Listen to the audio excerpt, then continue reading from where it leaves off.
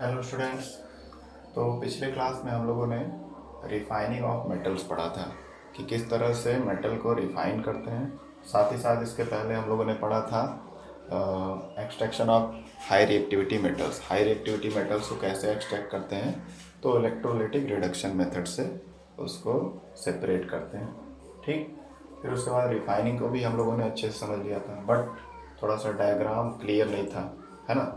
तो इस वीडियो में हम लोग इसको फिर से एक बार जल्दी से रिवाइज करेंगे, बहुत ज़्यादा इसमें टाइम नहीं देंगे क्योंकि कॉन्सेप्ट आपको क्लियर है। तो एक क्विक रिवीजन इसका करेंगे रिफाइनिंग ऑफ मेटल टॉपिक का, ठीक है, जितना आपके कोर्स में उसके अनुसार, एंड देन फिर आगे के पोर्शन पे हम लोग चलेंगे, ठीक है। तो refining of metal, refining of metals क्या होता है? रिफाइन करना है, यानी कोई चीज़ है अच्छा, उसको और अच्छा करना है। कोई चीज़ अच्छा है उसको और अच्छा कैसे कर सकते हैं, यानी उसमें से और गलतियाँ निकालें, है ना। जैसे कोई इंसान है, वो अच्छा इंसान है लोगों की नज़र में, लेकिन वो और अच्छा बनना चाहता है। तो अच्छा कैसे बनेगा? जब उसमें और भी जो उसकी गड़बड़ी है, गलतियाँ हैं या एरर हैं, वो उसको इम्प्रूव करेगा तो और अच्छा होगा। सिमिलरली जो मेटल हमको मिलता है कई सारे प्रोसेस के बाद, लंबे प्रोसेस के बाद कई सारा फिल्ट्रेशन होता रहता है, बहुत सारी इम्प्योरिटी निकलती जाती हैं, फिर भी जो ऑलमोस्ट प्योर जैसा लगता है उसमें भी कुछ इम्प्योरिटीज़ रहती हैं। तो उसको रिफाइन करना, फिर से फाइन करना, फिर से क्लियर करना, ताकि हमको अल्टीमेटली प्योर मेटल मिल जाए। इसी प्रोसेस को रिफाइनिंग मेटल बोलते हैं, रिफाइनिंग ऑफ मेटल्स बोलते हैं, ठीक है। It is the final step for removing the impurities to get pure metal. ये कह सकते हैं ओवरऑल कि एक आखिरी स्टेप होता है पूरे एक्सट्रैक्शन मेथड का, मेटल एक्सट्रैक्शन मेथड का, जिसके द्वारा हम लोग क्या करते हैं, मेटल को फाइनली प्योर करते हैं और उसमें से जो बची कुची इम्प्योरिटीज़ हैं लास्ट स्टेज तक उसको भी हटा देते हैं, ठीक। हाँ, अब refining of impure metal is done by the process electrolytic refining. क्या है? इलेक्ट्रोलिटिक रिफाइनिंग, है ना। ये प्रोसेस का नाम है इलेक्ट्रोलिटिक रिफाइनिंग। तो इम्प्योर मेटल है, इम्प्योर मतलब बहुत बुरी तरह से इम्प्योर नहीं है, उसमें कुछ इम्प्योरिटीज़ है। मैक्सिमम इम्प्योरिटी तो कई सारे स्टेप में वो ऑलरेडी रिमूव हो चुकी है, फिर भी कुछ इम्प्योरिटीज़ है। तो उस इम्प्योरिटीज़ को रिमूव करने के लिए जो मेथड अप्लाई किया जाता है इंडस्ट्रीज़ में, जो मेटल एक्सट्रैक्शन की इंडस्ट्रीज़ हैं या मेटलर्जी की इंडस्ट्रीज़ हैं, मेटलर्जी एक टर्म होगा जिसको आप हायर क्लास में पढ़ेंगे, वो एक्सट्रैक्शन से रिलेटेड है, ठीक है। मेटलर्जी, मेटलर्जी का मतलब होता है मेटल्स को उसके ओर से प्राप्त करना और उसका फिर रिफाइनिंग करना। उस प्रोसेस को कंबाइंड में मेटलर्जी भी बोलते हैं, ठीक है। तो मेटलर्जिकल जो इंडस्ट्रीज़ हैं, जो ये सब काम में लगी रहती है मेटल को प्योर करने में और उसका बहुत सारा पार्ट्स बनाने में, तो वहाँ पे अधिकतर जो मेथड यूज किया जाता है रिफाइनिंग का, वो इलेक्ट्रोलिटिक रिफाइनिंग मेथड होता है इंडस्ट्रीज़ में। अब ये है क्या, इसको हम लोग समझ लेते हैं, है ना। तो एग्जाम्पल के लिए हम लोग ले रहे हैं कॉपर मेटल, क्योंकि कॉपर मेटल का ही आपको दिया हुआ है कोर्स में, है ना। तो इसी को हम लोग समझते हैं। बाकी आप क्लास 11th और 12th में जाएंगे, 11th या शायद 12th में है, तो वहाँ पर बहुत डिटेल में आपको पढ़ना पड़ेगा, कई सारे मेटल का एक्सट्रैक्शन पढ़ना, मतलब रिफाइनिंग पढ़ना पड़ेगा। यहाँ तो केवल एक छोटा सा, बहुत ही लिटिल बिट आइडिया दिया जा रहा है कि किस तरह से इम्प्योरिटीज़ रिमूव होती हैं by the use of electrolytic refining method, है ना। तो कॉपर मेटल का हम लोग एग्जाम्पल ले रहे हैं। तो हमने एक सेल ले लिया, एक बड़ा सा कंटेनर, बहुत बड़ा, है ना। इंडस्ट्री के लेवल से सोचेंगे तो बहुत बड़ा है, लेकिन हम लोग एज्यूम कर रहे हैं छोटा सा कंटेनर है। मान ले रहे हैं कि छोटा कंटेनर ही हमारा बहुत बड़ा इंडस्ट्री का कंटेनर है। तो उसमें दो हमने कंटेनर ले लिया, उसमें हमने कॉपर सल्फेट का सोल्यूशन ले लिया, CuSO4। ये याद रखिए, मैंने पिछले वीडियो में बताया था कि जिस मेटल को हमको एक्सट्रैक्ट करना है, मतलब जिसको प्यूरिफाई करना है, उसी का सोल्यूशन हमको लेना है, उसी के सॉल्ट का सोल्यूशन। जैसे कॉपर सल्फेट एक तरह का सॉल्ट है ना। तो उसी मेटल का सॉल्ट का सोल्यूशन हमको लेना पड़ेगा, किसी और मेटल का नहीं। ये नहीं कि कॉपर मेटल हमको प्यूरिफाई करना है तो इसमें हम लोग एल्युमिनियम सल्फेट या पोटेशियम सल्फेट का सोल्यूशन ले लें, बिल्कुल वो गलत होगा। हमको वही मेटल आयन का सोल्यूशन चाहिए जिस मेटल को हमको प्यूरिफाई करना है, ठीक है। तो हमने बड़ा कंटेनर लिया, उसमें सल्यूशन वाटर लिया और कॉपर सल्फेट उसमें घोल दिया, ठीक है। उसके बाद दो हमने रॉड लिए, एक प्योर मेटल का रॉड, हमारे पास ऑलरेडी मौजूद जो रहेगा प्योर मेटल, कौन सा? वही कॉपर का ही, कॉपर का प्योर मेटल का एक रॉड ले लिया। एक इम्प्योर जो हमने अभी तक जितना प्रोसेस करके सारा मेटल प्राप्त किया, मान लीजिए हमने कॉपर पाया या और कोई भी मेटल पाया, अभी तो फिलहाल कॉपर समझते हैं कि कॉपर हमने पाया, उसको रॉड शेप दे दिया क्योंकि उसमें इम्प्योरिटी है तो हार्ड रहेगा। ठीक है, इम्प्योरिटी हर जाती है तो सॉफ्ट होने लगता है, जनरली बहुत सारे मेटल ऐसा होता है ना। तो ये इम्प्योर जो मेटल मिला है हमको कई सारे प्रोसेस के बाद, उसको हमने रॉड शेप बना दिया या इलेक्ट्रोड के शेप का बना दिया। अब इन दोनों रॉड को, एक प्योर मेटल का, ये प्योर कॉपर है और ये इम्प्योर कॉपर है, यानी इसमें इम्प्योरिटीज़ हैं जो कई सारे मेथड के बाद मिली हैं हमको। इन दोनों को हमने रॉड शेप में बना दिया। ये बहुत थिन बनाया है और ये बहुत मोटा सा है। इम्प्योरिटी वाला, ढेर सारा इम्प्योरिटी वाला हमको कॉपर का मिला है, इम्प्योरिटी का सब्सटेंस है ना, तो उसको हमने रॉड शेप में बना दिया। अब प्योर वाले कॉपर के मेटल को हमने निगेटिव टर्मिनल से जोड़ दिया पावर सप्लाई के या बैटरी के, और इम्प्योर वाले को हमने पॉजिटिव टर्मिनल से जोड़ दिया, स्विच वगैरह लगा दिया। और जैसे स्विच ऑन करेंगे तो स्विच ऑन होते ही क्या होगा, इलेक्ट्रोलिसिस प्रोसेस होगा। इलेक्ट्रोलिसिस प्रोसेस का मतलब कॉपर सल्फेट जो उसमें है पानी में, वो तो ऑलरेडी ब्रेक हो जाएगा बिना इलेक्ट्रिसिटी अप्लाई करने के भी, है ना। पानी में जैसे कॉपर सल्फेट डालते हो वैसे ब्रेक हो जाता है, कॉपर 2+ आयन और सल्फेट 2- आयन में। ठीक, बट जैसे ही करंट फ्लो करेगा, स्विच ऑन करेंगे, तो इस मेटल रॉड में जो कॉपर है इम्प्योरिटी के साथ मिक्स, उसमें से कॉपर आयन इधर निकलने लगेंगे। निकल के क्या आ जाएंगे, इस सोल्यूशन में आ जाएंगे, है ना। इस सोल्यूशन में कॉपर 2+ आयन आने लगेंगे इस रॉड में से निकल के इलेक्ट्रोलिसिस प्रोसेस के थ्रू, क्योंकि वोल्टेंशियल डिफरेंस एक फोर्स दे रहा है, उस फोर्स की वजह से इसमें जितने भी मेटल आयन हैं वो निकलने लगेंगे। ठीक है, निकलने लगेंगे। यहाँ पे तो मेटल था, लेकिन जैसे ही यहाँ निकलेगा, क्योंकि ये प्लस एंड से जुड़ा है, तो अपना इलेक्ट्रॉन लूज करेगा। इलेक्ट्रॉन लूज करेगा तो आयनिक फॉर्म में हो जाएगा, तो कॉपर 2+ आयन ढेर सारे इस रॉड से निकलेंगे और किस रॉड की तरफ जाएंगे, नेगेटिव टर्मिनल वाले रॉड, यानी प्योर मेटल के जो प्योर कॉपर मेटल का रॉड है उसकी तरफ जाएंगे और इकट्ठा हो जाएंगे और उस पर डिपॉजिट हो जाएंगे। क्या हो जाएंगे, डिपॉजिट। डिपॉजिट का मतलब होता है, एक तो बैंकिंग सेक्टर में भी डिपॉजिट शब्द आता है, किसी चीज़ को डिपॉजिट करना, पैसा डिपॉजिट करना।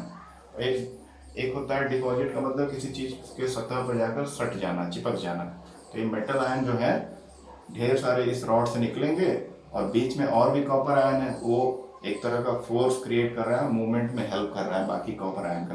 तो कॉपर आयन इस रॉड से निकल के लगातार ये प्योर मेटल रॉड की तरफ आ रहे हैं, क्योंकि ये नेगेटिव टर्मिनल जुड़ा है, इस पे इलेक्ट्रॉन होंगे, इस पे इलेक्ट्रॉन रहेंगे। ये इलेक्ट्रॉन इस कॉपर आयन जो इसके पास आ रहा है उसको रिड्यूस कर देगा, और जैसे ही मेटल रिड्यूस होता है वो अपने ओरिजिनल फॉर्म में, सॉलिड फॉर्म में आ जाता है, और सॉलिड फॉर्म में आके इसके सतह पर चिपकने लगेगा, है ना, डिपॉजिट होने लगेगा। ठीक, तो ये प्रोसेस कंटिन्यूसली चलता जाएगा।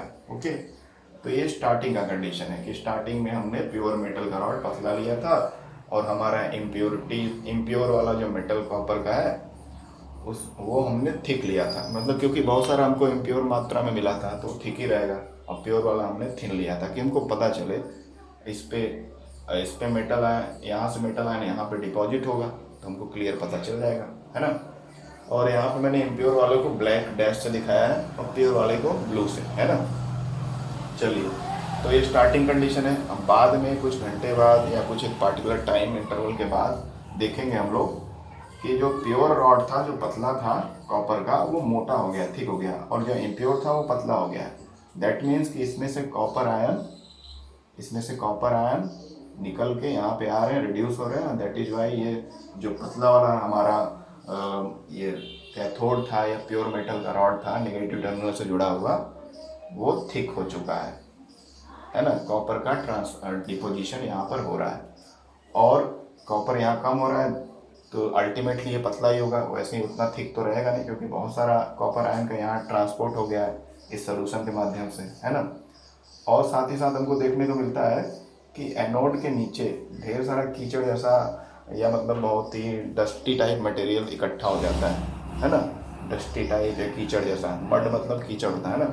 तो एनोड के नीचे डस्टी या कीचड़ टाइप का मटेरियल जो इकट्ठा होता है वो इम्प्योरिटीज़ रहती हैं, इसी में की इम्प्योरिटीज़।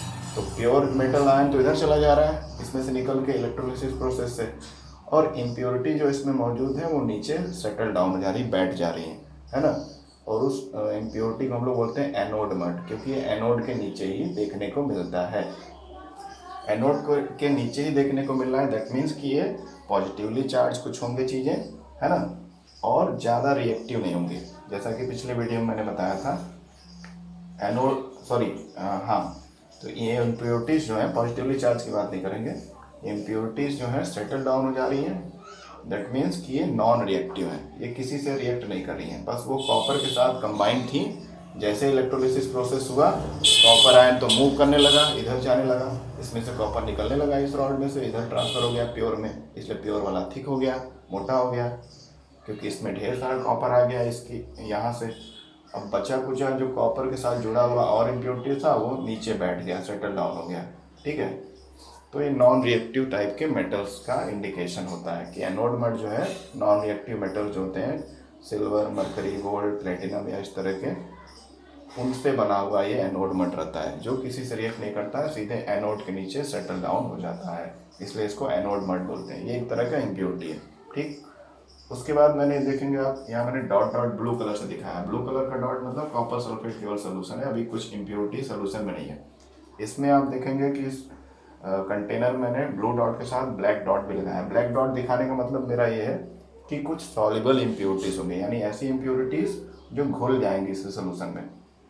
तो ये हमारा जो रॉड था, इम्प्योर रॉड, शुरू में इसमें हमारा एक तो मेटल था इम्प्योर फॉर्म में, उसको प्योर करने के लिए इधर से इधर ट्रांसफ़र करना था, इलेक्ट्रोलिसिस करके इलेक्ट्रिक सप्लाई देकर, तो ट्रांसफ़र हो रहा है।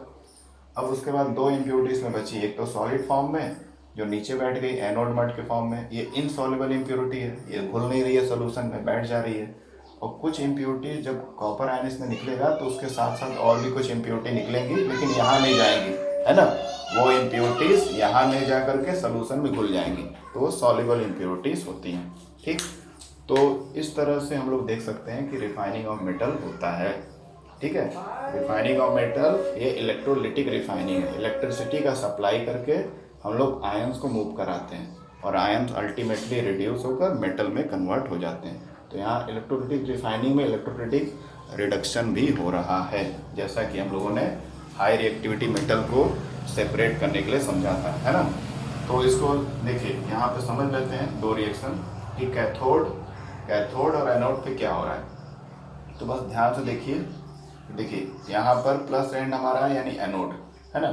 एनोड वाला इम्प्योर रॉड है ना, और इसमें कॉपर है, कॉपर मेटल के फॉर्म में, लेकिन और इम्प्योरिटी भी उसके साथ जुड़ी हुई है, ठीक है। तो एनोड पे पहले लिख देते हैं, एनोड पे क्या हो रहा है।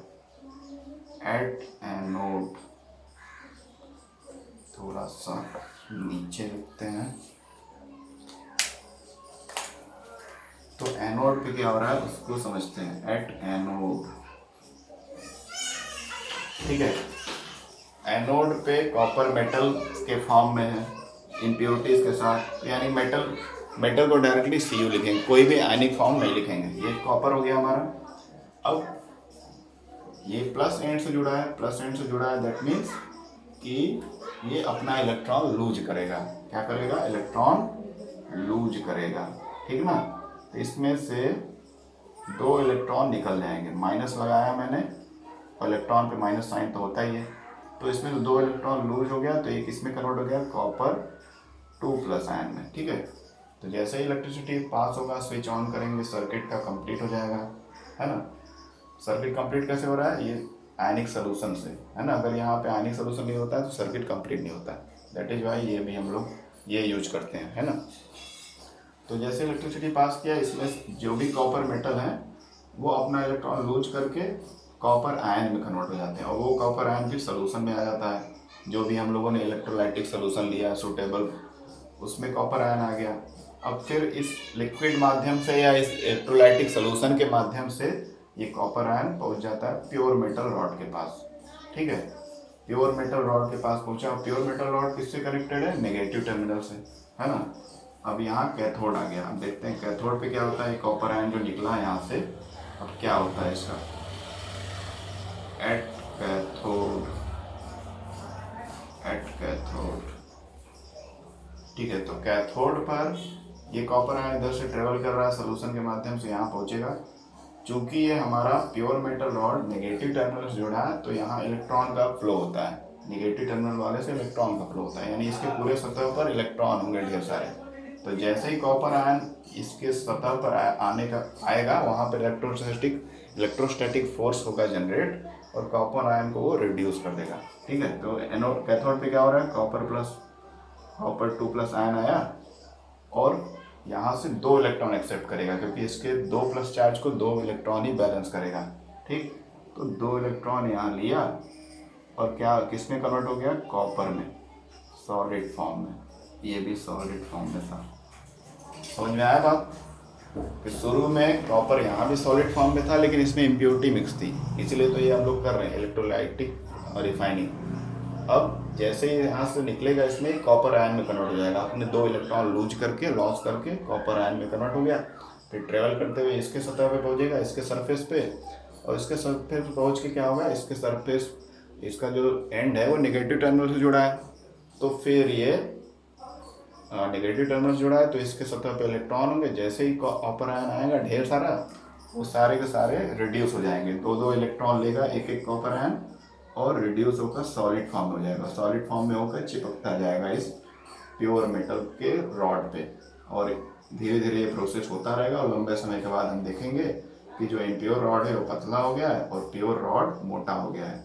ये क्लियर कट इंडिकेशन है कि हमारा जो जितना भी इसमें मेटल आयन था वो इस पे ट्रांसफ़र हो गया या ट्रांसफ़र हो रहा है। पतला हो गया यानी इसमें अभी और कुछ मेटल आयन बचा होगा, धीरे धीरे और प्रोसेस होगा, और कॉपर आयन इसमें निकलेगा, ये और थिक होगा, ये और थिन हो जाएगा, है ना। तो इस तरह से इलेक्ट्रोलाइटिक रिफाइनिंग करके हम लोग प्योर मेटल कहाँ पे पाते हैं, कैथोड पे पा जाते हैं। ठीक है, और इलेक्ट्रिसिटी का सप्लाई करके, बिना इलेक्ट्रिसिटी सप्लाई के नहीं होता है, इसलिए इसका नाम ही है इलेक्ट्रोलाइटिक रिफाइनिंग।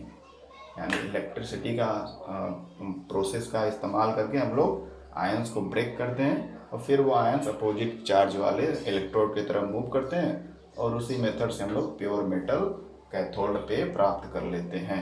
ठीक है, क्लियर। बाकी जो इम्प्योरिटीज है वो 2 तरह की होती हैं, कुछ सॉल्युबल होती हैं, उससे सोल्यूशन में मिक्स हो जाती हैं, इसलिए सोल्यूशन का कलर इनिशियल ब्लू था कॉपर सल्फेट का, मान लीजिए, बाद में कुछ और हो जाता है अगर कोई और इम्प्योरिटीज हैं।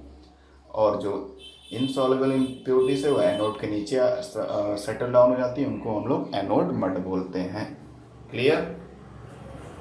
तो ये था हमारा रिफाइनिंग मेथड। ठीक है, रिफाइनिंग ऑफ मेटल को रिफाइनिंग कैसे करते हैं, उसको साफ करके प्योर मेटल में कैसे कन्वर्ट करते हैं, this was the whole scenario. Okay, ठीक है, चलिए, तो ये हो गया।